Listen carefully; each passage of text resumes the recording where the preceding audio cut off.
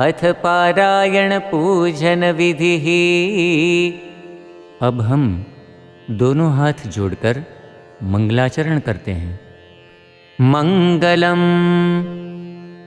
वंदे श्री पुरुषोत्तमं च परमं धामाक्षरं ज्ञानदं वंदे प्रागजिभक्तमेव मनघं ब्रह्मस्वरूपं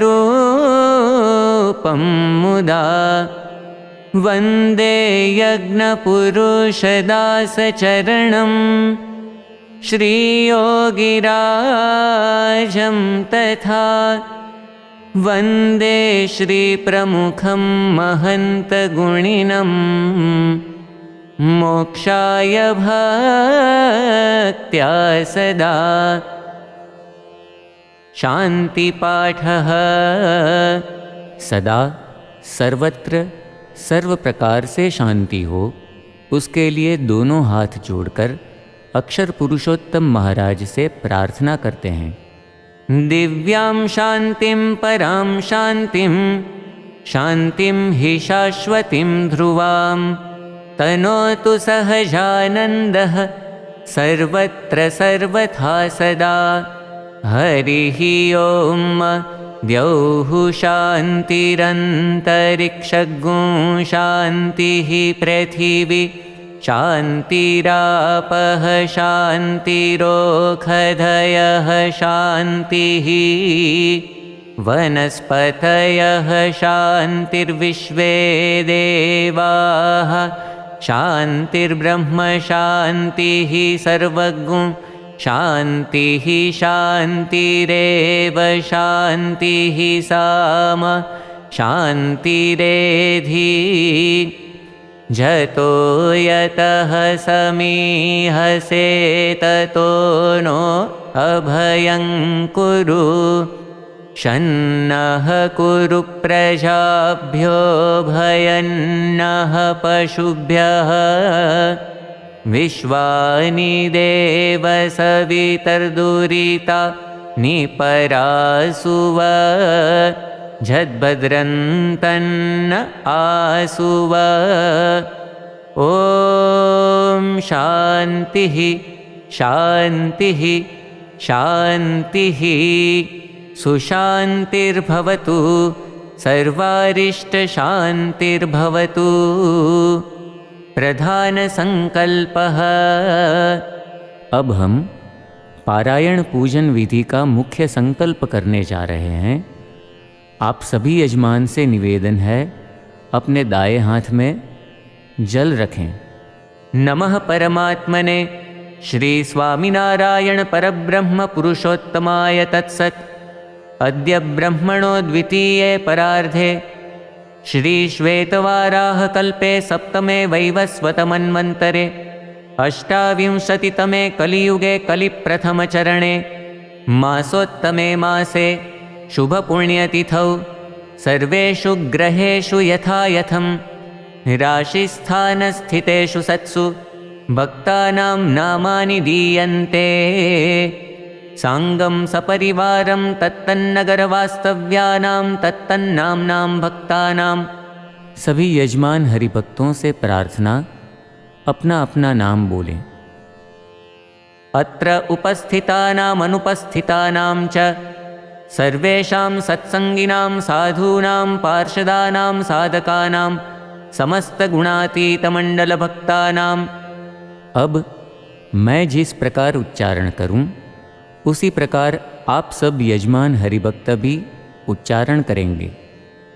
धर्म अर्थ काम मोक्ष फल प्राप्ति अर्थम अक्षर पुरुषोत्तम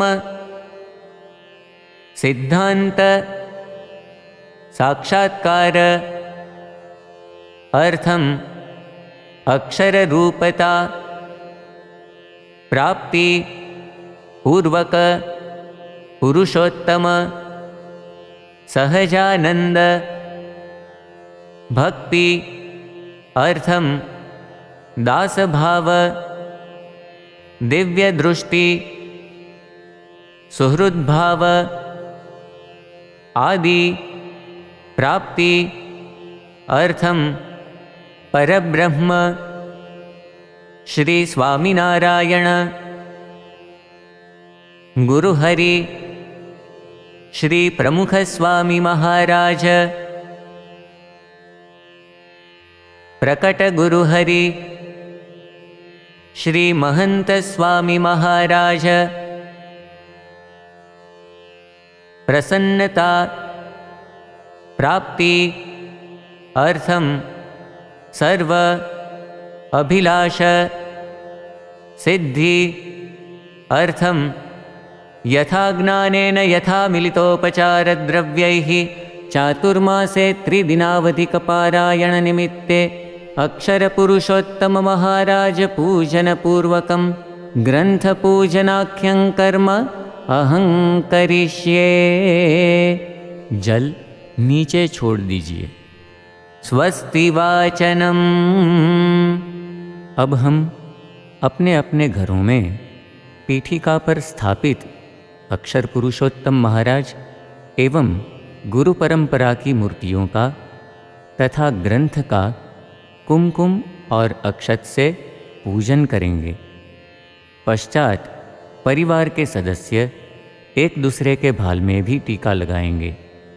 मनसि राजतां स्वस्ति स्वस्ति वचसि कर्मणि भूयात् स्वस्तिमयं सर्वं स्वामिनारायण प्रभो। हरिः ओम।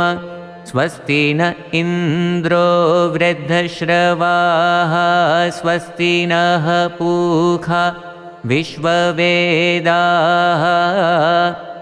स्वस्ति नस्तार्क्ष्यो अरिष्टनेमिः स्वस्ति नो बृहस्पतिर्दधातु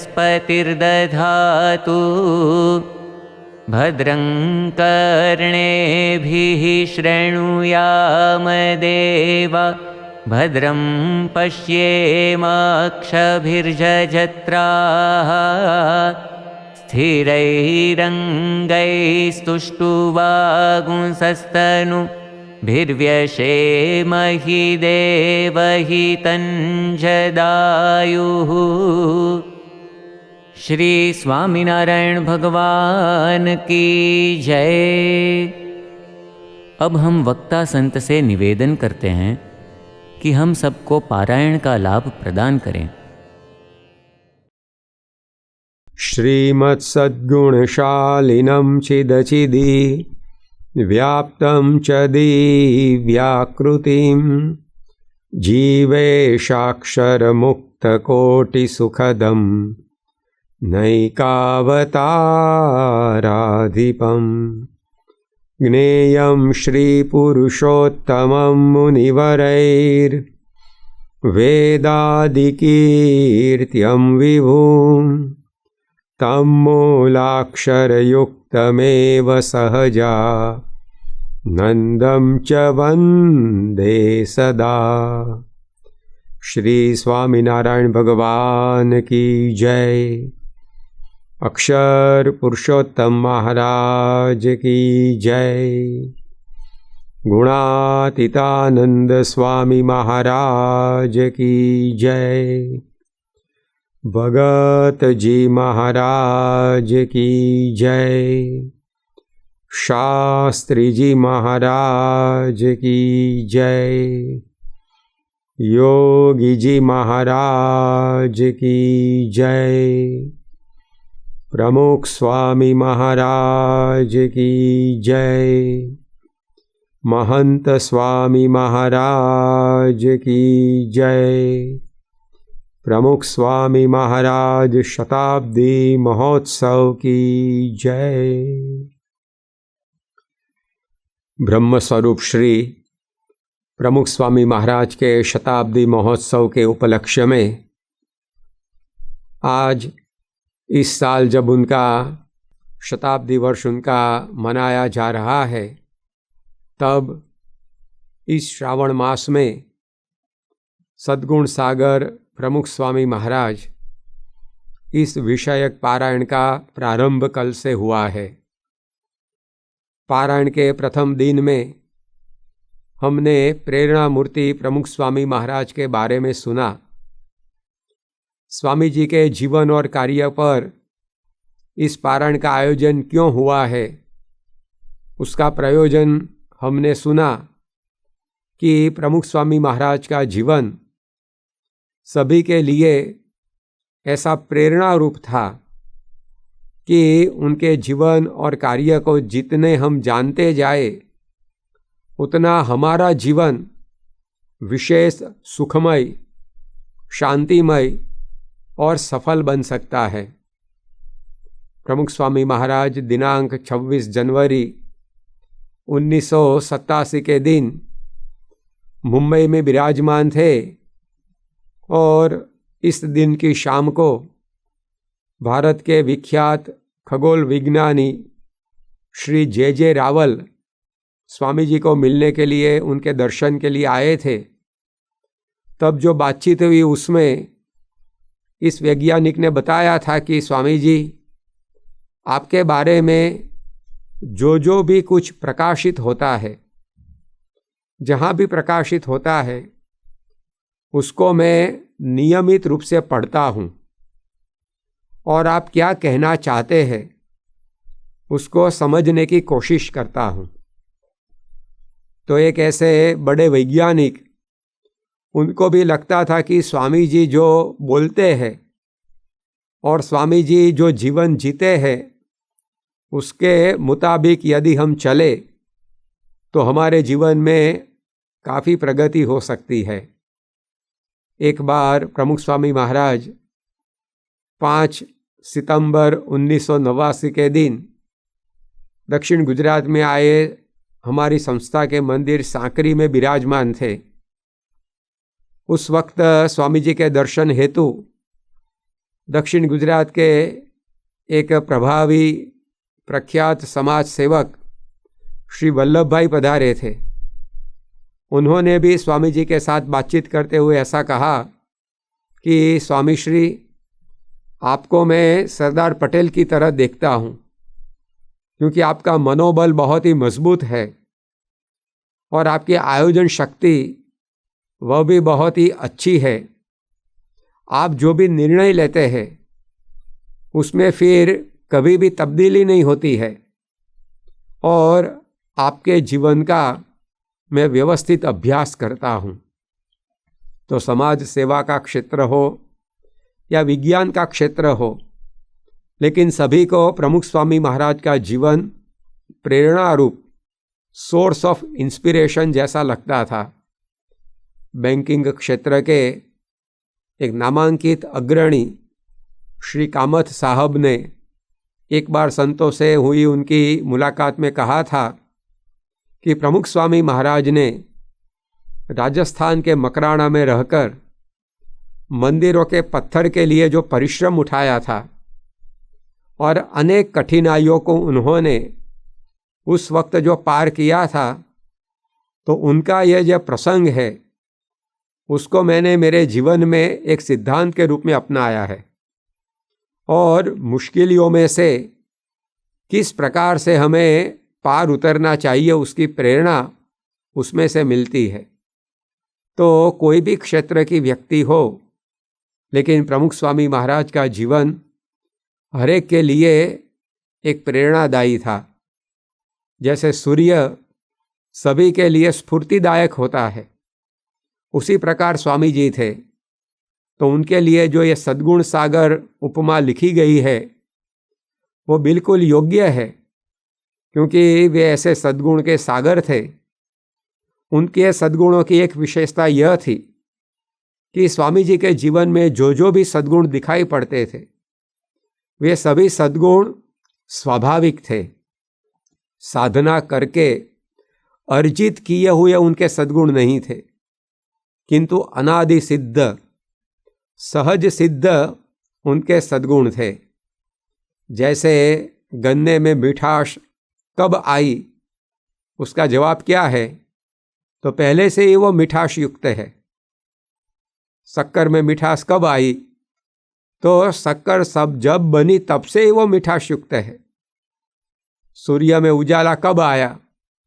तो उसका जवाब क्या है? भाई प्रकाश उसके साथ स्वाभाविक ही जुड़ गया है। फूल में सुगंध वो पीछे से नहीं आती है, बाद में नहीं आती है। जब फूल खिलता है साथ में ही सुगंध होती ही है उसमें। उसी प्रकार प्रमुख स्वामी महाराज के जो सद्गुण है वे साधना करके उन्होंने अपने जीवन में अर्जित किए, ऐसे नहीं थे।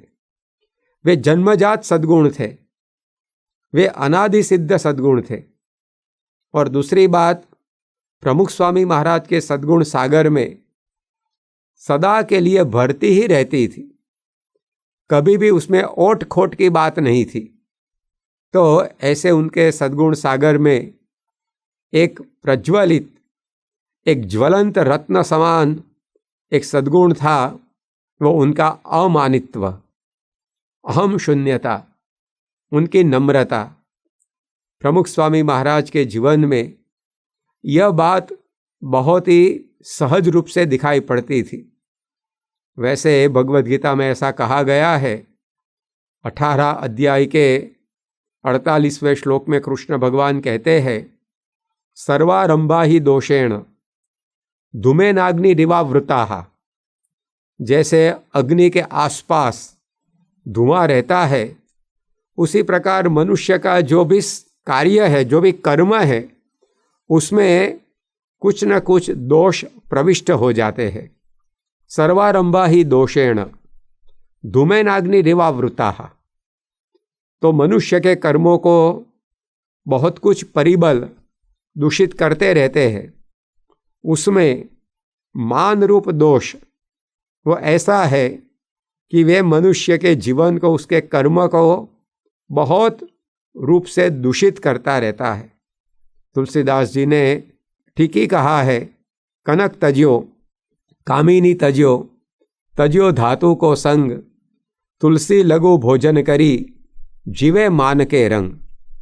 तो मनुष्य सब कुछ छोड़ सकता है, किंतु यह जो अहंकार, मान की भावना, उसका परित्याग करना बहुत ही कठिन है। विदेश में एक बार टेलीफोन एक्सचेंज में ऐसा सर्वेक्षण किया गया कि पारस्परिक बातचीत जो होती है उसमें सबसे ज़्यादा कौन से शब्द का उच्चार मनुष्य करता रहता है। तो उस सर्वेक्षण में ऐसा मालूम पड़ा कि मनुष्य अपने जीवन में बार बार जो शब्द बोलता है वो है आई, मतलब कि मैं।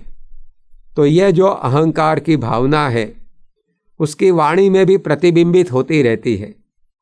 परंतु प्रमुख स्वामी महाराज की विशेषता यह थी कि वे सब कुछ करने के बावजूद भी अहंकार से मुक्त रहते थे।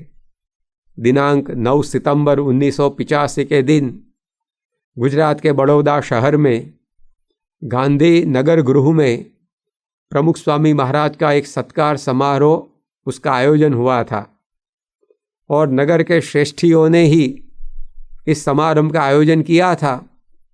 उस समारंभ को संबोधित करते हुए बड़ौदा के मेयर श्री डॉक्टर जतिन भाई मोदी ने ऐसा कहा था कि कार्य करना कोई कठिन बात नहीं है, किंतु अहंकार से मुक्त होकर कार्य करना वह बहुत कठिन बात है। प्रमुख स्वामी महाराज इस प्रकार से, यानी कि अहंकार से मुक्त होकर कार्य करते हैं। यही उनका बड़प्पन है और उसके कारण ही वे जहाँ भी जाते हैं वहाँ सभी को शांति का अनुभव मिलता है।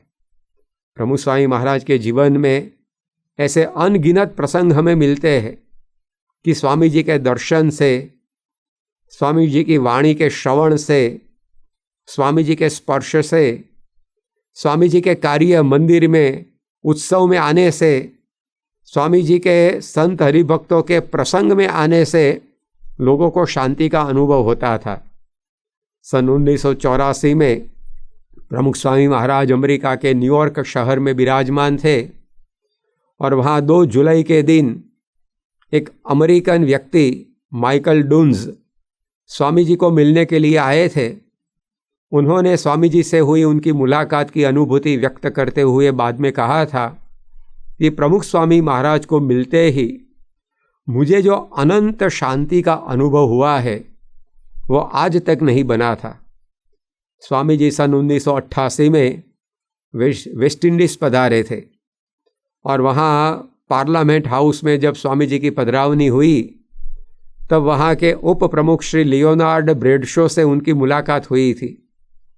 स्वामी जी को मिलकर यह उपराष्ट्रपति ने ऐसा बताया था कि स्वामी जी को जब मैं मिला तब मानो मेरी चारों ओर शांति शांति हो गई हो, ऐसा अनुभव हुआ, मैं शांति के महासागर में डूब गया हो, ऐसा मुझे अनुभव हुआ, उसका मैं वर्णन नहीं कर सकता हूँ। तो प्रथम ही परिचय में स्वामी जी के पास आने से सभी लोगों की शांति की अनुभूति होती थी। जैसे पुष्प के पास जाने से हमें सुगंध का अनुभव होता है, भले ही हम पहली ही बार पुष्प के पास गए हो, पुष्प में क्या है उसके तत्व से भी हम अनजान हो, फिर भी सुगंध का अनुभव तो हो ही जाता है। तो प्रमुख स्वामी महाराज के पास जो भी आते थे, प्रथम ही बार उनको मिलते ही सभी को शांति का अनुभव होता था। उसका कारण प्रमुख स्वामी महाराज अहम शून्य रहकर अपना जीवन जीते थे, कार्य करते थे। स्वामी जी की अहम शून्यता उनके जीवन में हमें दिखाई पड़ती है।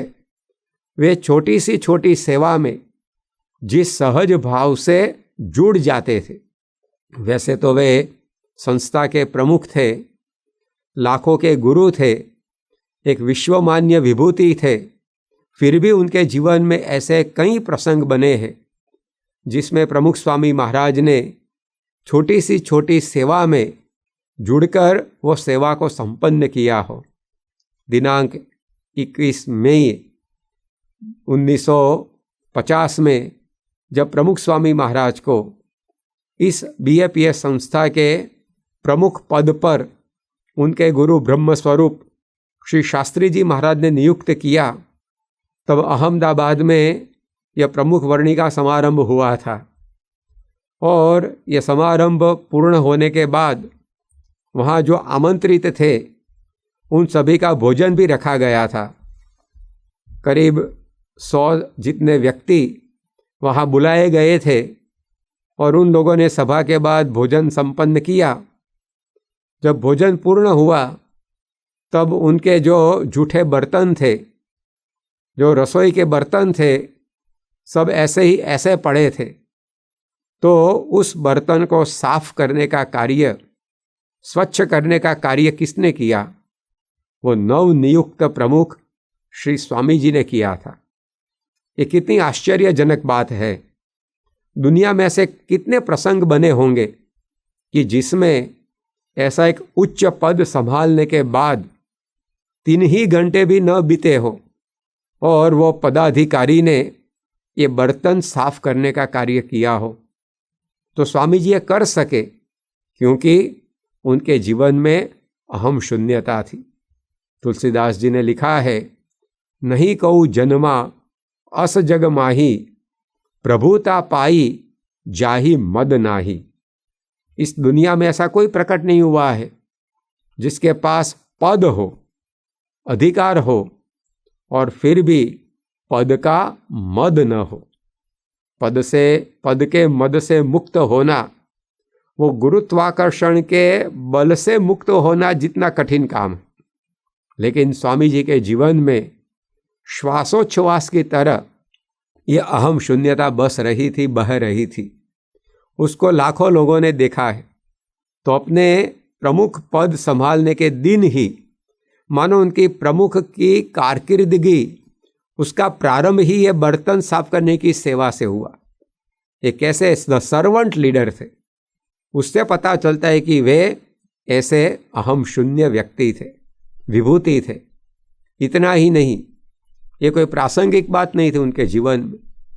जब स्वामी जी का 30वां प्रमुख वर्णी दिन आया सन 1980 में, उस दिन स्वामी जी अफ्रीका के म्वांजा शहर में विराजमान थे और वहाँ 16 जून के दिन प्रमुख वर्णी समारोह का आयोजन किया गया था, जब उनके 30 साल पूर्ण होते थे प्रमुख वर्णी के, तब यह प्रमुख वर्णी दिन को मनाने का बड़ा आयोजन हुआ था। और उस समारंभ में जब स्वामी जी पधारे, तब मंच की सीढ़ी चढ़कर जैसे वे मंच पर आए, तो वहाँ भजन कीर्तन गाने वाले संत लोग बैठ गए थे, लेकिन उनके सामने माइक नहीं रखा गया था।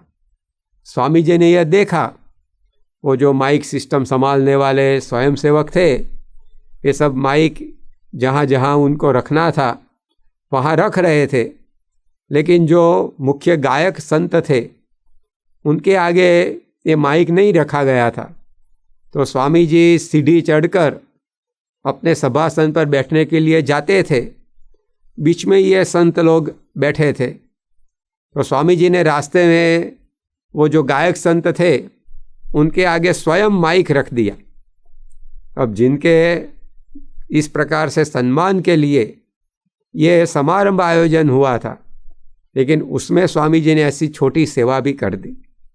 तो यह अहम शून्यता के बिना मुमकिन नहीं है, संभव नहीं है। 1 साल बाद सन 1981 में स्वामी जी का 31वां प्रमुख वर्णी दिन आया। उस वक्त 5 जून के दिन माउंट आबू में विराजमान थे, और वहाँ आबू में प्रमुख स्वामी महाराज उन्होंने सुबह में कथा वार्ता संपन्न की, और कथा वार्ता के बाद सब लोग अपनी अपनी सेवा में प्रवृत्त हुए। तब रसोई पकाने की सेवा करने वाले जो संत थे, वो जहाँ सभा हुई थी उसी खंड में वो जो सब्जी थी उसको तैयार करने के लिए बैठे। तो स्वामी जी भी उनके साथ बैठ गए। उनका तो प्रमुख वर्णी दिन था, उनका तो आज सम्मान समारोह आयोजित किया गया था, लेकिन स्वामी जी को ऐसा था ही नहीं कि मैं इतना बड़ा हूँ। एक बार प्रमुख स्वामी महाराज को पूछा गया था कि स्वामी जी, आप जब प्रमुख बने तब ही आपने, उसी दिन आपने ये हरि भक्तों के जूठे बर्तन को साफ करने की सेवा की थी। किसी को आपने बुलाया भी नहीं। यदि आपने किसी को कहा होता तो सब लोग आपको मदद में भी आ जाते, लेकिन आपने अकेले ही ऐसी सेवा संपन्न की। तो प्रमुख होने के बाद ऐसी सेवा कैसे आप कर सके? तब स्वामी जी ने कहा था कि प्रमुख बने लेकिन सेवक मिट गए थे, हम तो सदा सेवक ही है। तो ये सेवक भाव वो उनके जीवन में हमेशा रहा था। वही बताता है कि वे ऐसे अहम शून्य प्रमुख थे। शौचालय साफ करने की सेवाएं भी उन्होंने की है। वसो गांव है गुजरात में, नडियाद के पास। वहाँ स्वामी जी 6 नवंबर 1965 में पधारे थे, जहाँ उनका निवास था। वहाँ वे जब सुबह में शौचालय में गए तब वहाँ कुछ गंदा सा अस्वच्छ सा मालूम पड़ा। तो स्वामी जी ने अपने सेवक को बुलाया नहीं, ये स्वयं सब कुछ साफ करने लगे। यदि उन्होंने किसी को कहा होता तो और कई लोग साफ करने के लिए तैयार थे, लेकिन सेवा धर्म उनके जीवन में श्वासोच्छ्वास की तरह था, और इसलिए स्वामी जी ने ये सब कुछ अपने आप साफ किया। वे स्वामी जी 1966 में पेटलाद गांव है बोचासण के पास, वहाँ पधारे थे, और वहाँ मोहन भाई नाम के एक हरि भक्त के घर पे उनका निवास था। वहाँ जब सुबह में स्वामी जी बाथरूम में स्नान करने के लिए गए तो वहाँ भी कुछ बिगड़ा हुआ उन्होंने देखा। तो स्वामी जी ने स्वयं ही वो साफ कर दिया। जब बाथरूम में ये साफ सुफी की आवाज़ होती थी तो उनके सेवक दौड़ आए कि ये आवाज़ कहाँ से आती है। उन्होंने देखा तो स्वामी जी साफ करते थे। सेवक ने कहा कि स्वामी जी आपने हमें बुला लिया होता तो, पर स्वामी जी कहते थे कि ये थोड़ा सा ही था, हमने साफ कर दिया। थोड़ा सा काम नहीं था, ज़्यादा था, लेकिन उनको ये सेवा करनी थी तो उन्होंने ऐसा बहाना बता दिया और सेवा अपने आप कर ली। तो इस प्रकार छोटी छोटी सेवाएं स्वामी जी जब 1989 में महसाणा गांव में पधारे थे, शहर में पधारे थे, तो वहाँ मंदिर का निर्माण कार्य शुरू हुआ था, और जो सब लोग संत भक्त थे वहाँ श्रम यज्ञ में जुड़े थे। स्वामी जी का निवास तो बाहर एक सोसाइटी में एक गुणभावी भक्त के वहाँ था। लेकिन जहाँ मंदिर आज है वहाँ जो ज़मीन पर सभा मंडप रखा गया था और स्वामी जी हर रोज़ वहाँ कर धर्म लाभ देते थे, तो एक दिन जब स्वामी जी वहाँ सभा करने के लिए पधारे तो सभा में जाते वक्त उन्होंने देखा कि युवक लोग सब एक लाइन में खड़े रहकर जो बुनियाद खड़ी होने वाली थी मंदिर की, तो वो खुदाई का काम करते थे और उसमें से जो मिट्टी निकलती थी उसको बड़े बड़े पात्र में रख कर और दूसरी जगह पर उसको डालने के लिए ये प्रक्रिया होती थी। तो स्वामी जी ने देखा तो वे भी युवकों की जो श्रृंखला थी उसमें बीच में जाकर खड़े रह गए और स्वयं वो मिट्टी भरे बर्तन उठाने लगे। सब लोग ये देखकर चौंक रहे। सभी ने देखा कि स्वामी जी अब स्वयं बर्तन उठाते हैं, तो स्वामी जी को कष्ट न हुए उसके लिए उसमें मिट्टी डालना सभी ने कम किया। तो स्वामी जी ने बोला कि भाई कम क्यों डालते हो, पूरा सा पूरा भरो। तो इस प्रकार स्वामी जी ने उस दिन वहाँ इस प्रकार 32 बर्तन भर के मिट्टी इस प्रकार से उठाई। तो हमें मालूम पड़ता है कि ये शौचालय साफ करने की सेवा हो, ये मिट्टी उठाने की सेवा हो, बर्तन साफ करने की सेवा हो, सब्जी साफ सुफ करने की सेवा हो, ऐसी कितनी छोटी छोटी सेवाएं, लेकिन स्वामी जी उनमें जुड़ गए हैं। ये बताता है कि उनके जीवन में किसी भी प्रकार का अहम नहीं था, वरना ये नहीं हो सकता है। 26 फरवरी 1989 के दिन अहमदाबाद में गुजरात विद्यापीठ के मैदान में प्रमुख स्वामी महाराज का सम्मान समारोह आयोजित किया गया था। 1985 में प्रमुख स्वामी महाराज ने लंदन में कल्चरल फेस्टिवल ऑफ इंडिया का आयोजन किया था और पूरे विश्व को, खास करके ब्रिटेन को, भारतीय संस्कृति का दर्शन 1 महीने तक चले हुए ऐसे उत्सव से करवाया था। और वहाँ जो भारतीय रहते थे इंग्लैंड में, उनको भी देश की, धर्म की, संस्कृति की अस्मिता का पता चला। कई परदेशी लोग भी इस उत्सव में आए, उनको भी लगा कि भारत ऐसा भव्य है। और चारों ओर प्रमुख स्वामी महाराज ने ये भारतीय संस्कृति का जय जयकार किया था। तो जब वे वापस भारत में आए और उस वक्त उनका बड़े पैमाने से सम्मान किया जाता था। इसी प्रकार 1988 में प्रमुख स्वामी महाराज विदेश यात्रा में गए थे और उस विदेश यात्रा में भी उन्होंने भारतीय संस्कृति का ऐसा दिग्विजय किया। 4 पार्लियामेंट हाउस में Britain, Canada, Kenya, West Indies में उन्होंने पदार्पण किया और वहाँ के राजनीतिक क्षेत्र के लोगों को, प्रजाजनों को यह संस्कृति का संदेश दिया। तो जब 89 की साल में स्वामी जी वापस भारत आए, तब भी वहाँ छोटे बड़े सभी शहरों में स्वामी जी का इस प्रकार से सम्मान किया जाता था।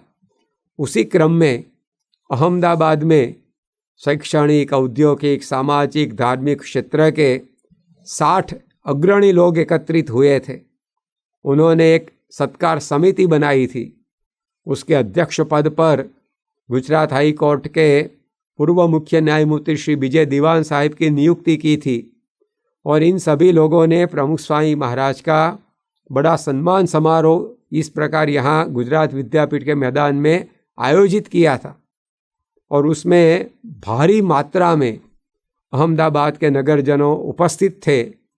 उनको संबोधन करते हुए स्वागत समिति के अध्यक्ष के रूप में श्री दीवान साहब ने ऐसा कहा था कि आज प्रमुख स्वामी महाराज का हम सम्मान कर रहे हैं और वे BAPS संस्था के प्रमुख पद पर आसीन है, लेकिन इस प्रमुख स्वामी महाराज को मैंने सारंगपुर में इस प्रकार से मिट्टी और गोबर से इस काम करते हुए देखा है। उनके मन में भी, अंतर के एक कोने में भी ऐसा नहीं है कि मैं प्रमुख हूँ और मुझसे ये काम नहीं हो सकता है। उनमें कोई अभिमान नहीं है। ऐसी बात ये दीवान साहब ने वहाँ बताई थी। तो जो अभिमान नहीं होता है तभी ऐसी छोटी छोटी सेवाएं ये व्यक्ति कर सकता है। तो प्रमुख स्वामी महाराज एक नम्र संत थे अहम शून्य संत थे, उसकी गवाही हमें मिलती थी। उन्होंने ऐसी छोटी छोटी सेवाएं की उसके द्वारा। दूसरी बात, स्वामी जी के जीवन में हमें क्या दिखाई पड़ती थी, तो उनकी सरलता। हम प्रमुख स्वामी महाराज की स्तुति करते हुए हर रोज गाते हैं कि शोभो साधु गुणे सदा सरल ने जगते अनासक्त छु। स्वामी जी कैसे थे, तो वे साधुता संपन्न थे। शोभो साधु गुणे, वे साधु गुण से संपन्न थे। उसके बाद बताया कि सदा सरल, वे हमेशा के लिए सरल रहते थे। तो ये सरलता भी कब आती है, जब जीवन में अहंकार नहीं हो, तभी व्यक्ति सरल रह सकता है। वैसे हम देखते हैं कि कई लोगों के जीवन में सरलता होती है, लेकिन वो किस प्रकार से होती है। कर्मचारी सरल रहता है अधिकारी के आगे, तो वो असमर्थ है इसलिए सरल रहता है, उसके पास कोई सामर्थ्य नहीं है। जो अधिकारी है, उच्च दर्जे का व्यक्ति है, उसके सामने वो छोटा कर्मचारी, उसका कोई सामर्थ्य नहीं है, तो वो जिस प्रकार से अधिकारी बोलता है उस प्रकार से करता रहता है। तो उस सरलता का बहुत ज़्यादा अर्थ नहीं सरता है। कई बार हम देखते हैं कि अज्ञान के कारण सरलता रहती है। यदि किसी को कंप्यूटर चलाना आता नहीं हो, तो जो कंप्यूटर में निष्णात है वो जिस प्रकार से बताएगा उस प्रकार से वो करता जाएगा। तो वो सरलता से करता है, लेकिन किस कारण से, अज्ञान है उसके लिए करता है। किसी के पास कोई अधिकार न हो, सत्ता न हो, तो वो भी सरल रह सकता है। लेकिन स्वामी जी की सरलता की विशेषता क्या थी, कि वे समर्थ थे, वे सत्ताधीश थे, वे सर्वज्ञ थे, फिर भी वे सरल रहते थे। यह उनके सरलता की विशेषता। यह अहम शून्यता हो जीवन में तभी बन सकता है। वे कितने समर्थ थे, तो उनके जीवन में ऐसे कई प्रसंग बने हैं जिसमें स्वामी जी के आशीर्वाद से असाध्य दर्दों का समाधान हुआ हो, वे मिट गए हो। तो ऐसी सामर्थ्य उनमें थी। वे अक्षर ब्रह्म के स्वरूप थे। उसके कारण उपनिषद में जो बताया गया है कि यह सृष्टि में जो भी कुछ होता है उसका संचालन वे करने में समर्थ थे। एतस्य वा अक्षरस्य प्रशासने गार्गी सूर्या चंद्रमसो विद्रुते तिष्ठतः। तो ऐसा सामर्थ्य भी उनके जीवन में कई बार देखने को मिला है। उनकी प्रार्थना से, उनके संकल्प और आशीर्वाद से चक्रवात न आए हो और बारिश गिरी हो, बारिश गिरती हो तो बंद हुई हो, ऐसे भी कई प्रसंग बने हैं। इन सभी में स्वामी जी तो ऐसा ही बोलते थे कि ये तो भगवान की कृपा से होता है, हमारा काम तो प्रार्थना करने का है, हमसे कुछ नहीं होता है। लेकिन ऐसे सामर्थ्य का सीधा अनुभव कई लोगों को उनके जीवन में हुआ है। लेकिन इतने समर्थ होने के बाद भी स्वामी जी अपने संतों भक्तों के आगे, छोटे छोटे बालकों के आगे भी सरल रहते थे। 2 जुलाई 1984 के दिन प्रमुख स्वामी महाराज न्यूयॉर्क में विराजमान थे और सायं सत्संग सभा में वो बैठे थे। तब उनके सामने छोटे छोटे बालक कीर्तन भक्ति प्रस्तुत कर रहे थे। उसी वक्त लंदन से एक फ़ोन आया और उस फ़ोन में स्वामी जी को अर्जेंट बात करनी थी। तो स्वामी जी चालू सभा में ही अपने सिंहासन पर बैठे बैठे बात करने लगे। तब जो श्रोता वर्ग में हरिभक्त बैठे थे, उन्होंने वो जो बालक भजन गा रहे थे उनको भजन बंद करने को कहा, ताकि स्वामी जी को वार्तालाप में कोई विक्षेप न हो।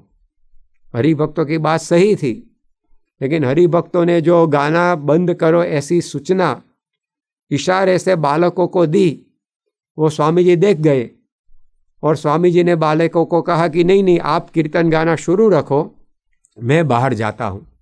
और स्वामी जी सभा में अपने सिंहासन पर बैठे थे, वहाँ से खड़े होकर सभागृह के बाहर गए। वहाँ उन्होंने फ़ोन पर बातचीत की और उसके पश्चात आकर सभा में विराजे। तो 7-8 साल के छोटे बच्चों के आगे भी स्वामी जी इतने बड़े धर्मगुरु होने के बाद भी सरलता से रहते थे। वरना वे कह सकते थे कि ये कीर्तन गाना बंद करो या फिर आप बाहर जाओ, लेकिन स्वयं जाते। इतनी सरलता। स्वामी जी 1988 में जब वेस्ट इंडीज़ की विदेश यात्रा पूर्ण करके अमेरिका पहुँचे, तब वहाँ एक मोहन भाई नाम के हरिभक्त के घर पे उनका निवास था। और रात के समय 10 सवा 10 के समय पे स्वामी जी संतों के साथ बैठे थे। उस वक्त भी एक फ़ोन आया जिसमें बातचीत करने वाले हरिभक्त को कुछ अंगत बातें करनी थी, खानगी बातें करनी थी। तो स्वामी जी ने संतों के साथ बातचीत करते थे, लेकिन वो फ़ोन में हरिभक्त ने कहा कि स्वामी जी आपसे मुझे कुछ निजी अंगत बातें करनी है। तो स्वामी जी खड़े हुए और रूम में जो बाथरूम था उसमें गए और वहाँ खड़े रहते रहते उन्होंने 10-15 मिनट तक बातचीत सुनी हरिभक्त की। जब वार्तालाप पूर्ण हुआ तब स्वामी जी बाहर आए। उस वक्त जो बाहर संत लोग बैठे थे उन्होंने कहा कि स्वामी ये आपने क्या किया? आपको फ़ोन में अंगत बात करनी थी तो आपने हमें कहा था तो हम रूम के बाहर चले जाते, कमरे से बाहर निकल जाते, तो आप क्यों को उठ खड़े हुए? स्वामी जी उस वक्त बोले थे कि आप सबको मैं खड़ा होने का कहूँ, उसके बजाय मैं स्वयं खड़ा होकर क्यों न जाऊँ। तो ये कितनी सरलता उनके जीवन में। तो स्वामी जी अहम शून्य होकर सब कार्य करते थे, उसके कारण ही ये सभी को सानुकूल रहकर कार्य कर सकते थे। वरना जो सत्ताधीश है, जो समर्थ है, सर्वज्ञ है, वो तो ऐसा ही कहता है कि भाई आप सब बोलना बंद करो, मुझे वार्तालाप में विक्षेप होता है, या आप सब बाहर जाओ, मुझे अंगत बात करनी है। लेकिन स्वामी जी स्वयं बाहर जाते थे। तो ऐसी उनकी सरलता थी। 1981 की साल में स्वामी जी सारंगपुर में पधारे थे और उस वक्त यानी कि 1981 की साल में स्वामी जी के सानिध्य में जो प्रतिवर्ष जल जीलनी एकादशी और शास्त्री जी महाराज के स्मृति पर्व का उत्सव मनाया जाता था, लेकिन इस साल ऐसा कार्यक्रम बना था कि ये दोनों उत्सव स्वामी जी जब आए तब वे मुंबई में थे। तो सारंगपुर के संतों ने स्वामी जी को 3 जुलाई 1981 के दिन जब स्वामी जी सारंगपुर में पधारे थे तब कहा कि स्वामी जी हर साल आपके सानिध्य में हमें ये दोनों उत्सव का लाभ यहाँ सारंगपुर में मिलता है, लेकिन इस साल ऐसा आयोजन हुआ है कि आप ये उत्सव के दिनों में मुंबई हो, तो आप जो आयोजन करने वाले संत हैं उनको बताओ कि ये उत्सव मुझे सारंगपुर में करना है और मुंबई हम बाद में जाएंगे। तब स्वामी जी ने कहा कि नहीं, ऐसा मैं कैसे कह सकता हूँ, संतों ने जो आयोजन किया है उसके मुताबिक मुझे भी करना पड़ता है। तब सभी ने कहा कि स्वामी जी आप तो प्रमुख है संस्था के, आप गुरु है, और कार्यक्रम का आयोजन करने का जो संत लोगों को कहा है वो भी आपने ही कहा है, आपने उनको ये अधिकार दिया है, तो आप तो उनको कहकर ये कार्यक्रम में इस प्रकार का आयोजन कर सकते हैं। लेकिन स्वामी जी ने कहा कि नहीं, मैं मेरा मन माना नहीं कर सकता हूँ, मुझे भी संतों का जो आयोजन है उसके मुताबिक उसको अनुकूल होकर रहना है। तो वे समर्थ होने के बाद भी इस प्रकार सरलता से रहते थे, सत्ताधीश होने के बावजूद भी वे सरलता से रहते थे। स्वामी जी हर हमेश यही बात बताते थे, यह उनके जीवन में भी हमें देखने को मिलती थी। तो उनकी अहम शून्य प्रतिभा इस प्रकार से उनके जीवन में हमें ये सुनाई पड़ती है, दिखाई पड़ती है। तीसरी बात क्या थी उनके जीवन में कि स्वामी जी स्वयं अहम शून्य थे, उसका एक सबूत हमें मिलता है कि कभी भी उन्होंने अपना नाम आगे आए ऐसा सोचा ही नहीं था, और ऐसी कोई गतिविधि हो तो उसको रोकने में वे तैयार हो जाते थे। सारंगपुर में 1982 की साल में स्वामी जी जब पधारे थे तब मंदिर परिसर में बने हुए क्लॉक टावर का उद्घाटन था।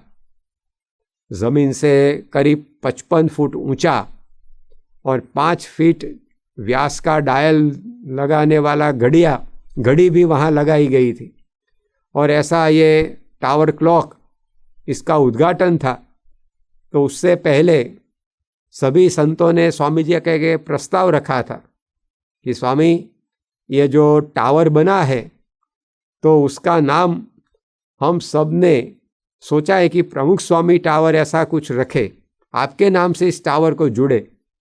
तब प्रमुख स्वामी महाराज बोले थे, नहीं, ऐसा कैसे हो सकता है, ये सारंगपुर तो शास्त्री जी महाराज का स्थान है, उन्होंने यहाँ मंदिर बनाया है, उनका स्मृति मंदिर यहाँ है, तो यहाँ तो ये टावर का नाम यज्ञ पुरुष टावर ही हमें रखना चाहिए। और आज भी यज्ञ पुरुष टावर हम वहाँ देखते हैं, उस घड़ी में जो डंके बजते हैं वो घड़ी के डंके नहीं हैं, लेकिन प्रमुख स्वामी महाराज की गुरु भक्ति, उनकी अहम शून्यता, उनकी नम्रता के डंके उसमें सुनाई पड़ते हैं। तो प्रमुख स्वामी महाराज कभी भी अपना नाम आगे आए वैसी प्रकार की हर एक क्रिया को ब्रेक लगा देते थे। एक बार स्वामी जी 1989 की साल में ही महसाणा के पास बसे कड़ी गांव में पधारे थे। वहाँ बहुत बड़ी शैक्षणिक संस्था है सर्व विद्यालय नाम की, और उस सर्व विद्यालय में कई विद्या शाखाओं के संकुल है। उसमें संस्था की आर्थिक सहाय से एक कॉलेज का निर्माण होने वाला था। तो सभी लोगों ने सोचा कि उसका नाम प्रमुख स्वामी साइंस कॉलेज इस प्रकार से हम रखें। स्वामी जी को जब पता चला तब उन्होंने संतों से निवेदन किया कि इस कॉलेज के साथ आप योगी जी महाराज का नाम लगाओ, हमारा नाम नहीं। लेकिन सभी जो कॉलेज के कार्यवाहक थे, संत लोग थे, उन्होंने कहा कि नहीं स्वामी जी, ये सखावत आपके द्वारा मिल रही है, तो आपका ही नाम हमें रखना है। और स्वामी जी का नाम वैसे रखा गया, लेकिन स्वामी जी को ये पसंद नहीं पड़ता था। कार्य करते थे लेकिन अपना नाम आगे आए उसमें उनको कुछ दिलचस्पी नहीं। नैनपुर में एक बार प्रमुख स्वामी महाराज पधारे थे, तब नैनपुर में भी 2 मार्च 1990 के दिन वहाँ प्रमुख स्वामी विनय मंदिर नाम से एक प्राथमिक शाला का निर्माण हुआ था। तो उस शाला का उद्घाटन स्वामी जी के हाथों से रखा गया था। स्वामी जी ने अपना नाम ये विद्या मंदिर के साथ जुड़ा हुआ देखा और वहाँ ही बोले, ये क्या किया, ये नैनपुर तो शास्त्री जी महाराज का धाम है, वे यहाँ बहुत आए थे और हमें तो शास्त्री जी महाराज का नाम जग में जाहिरात हो उसकी, ऐसा काम करना चाहिए, ये हमारा नाम क्यों जुड़ दिया।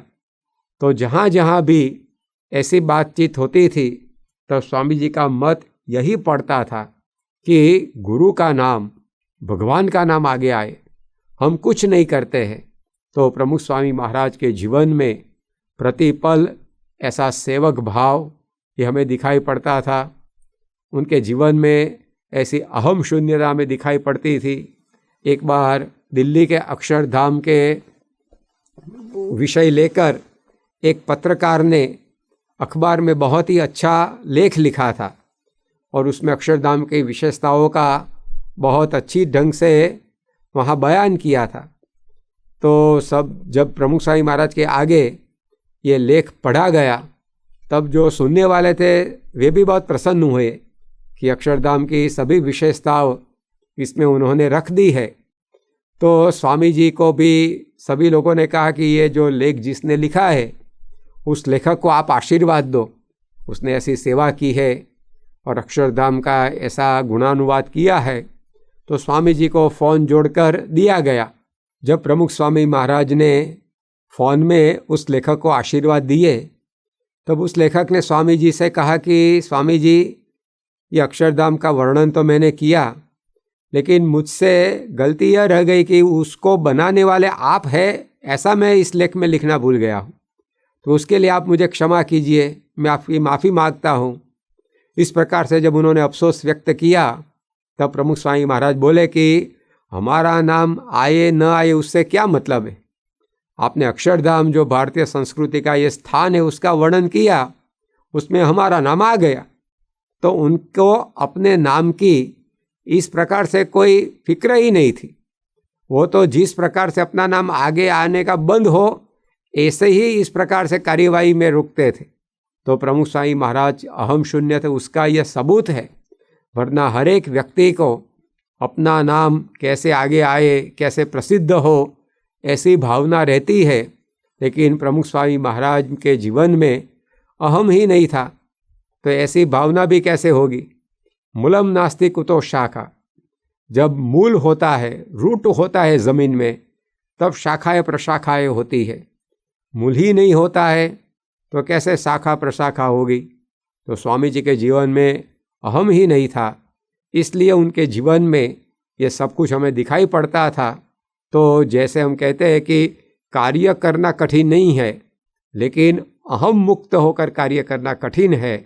हम सब कार्य करते हैं, लेकिन 24 घंटे हमें अनुसंधान रहता है कि ये मुझसे हुआ, ये मैंने किया, मैं नहीं होता तो ये नहीं होता। ऐसा कुछ ना कुछ विचार हमारे दिमाग में चलते ही रहते हैं। लेकिन प्रमुख स्वामी महाराज जो कार्य करते थे उसमें कभी भी ये उनको अनुसंधान ही नहीं रहता था। तो ऐसी नम्रता प्रमुख स्वामी महाराज की थी। उसके विशेष प्रसंग और उनकी विशेष गुण संपदा को हम कल पारायण के दूसरे दिन देखेंगे। श्री स्वामीनारायण भगवान की जय।